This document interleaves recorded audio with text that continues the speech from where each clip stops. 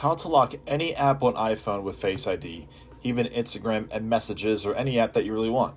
So what you can do, it's very simple to do. So I'm going to do this on the Instagram app, is you click and hold, and you're getting an option here that says require Face ID. So what you're going to do is go ahead and click that, and you're going to be able to lock the app and require Face ID to open it. So we can just go ahead and click that. It'll get my Face ID to confirm. And now when you try and go back into the app, it'll ask you for your Face ID.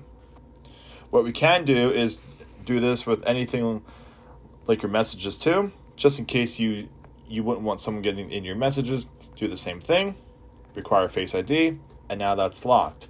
And now you could do this with any app that you want and really easily click and hold and unlock that as well. So we can go ahead and click don't require Face ID. It'll get it from us, and now the messages are unlocked, and you can do the same thing with Instagram or any other app that you lock with your Face ID.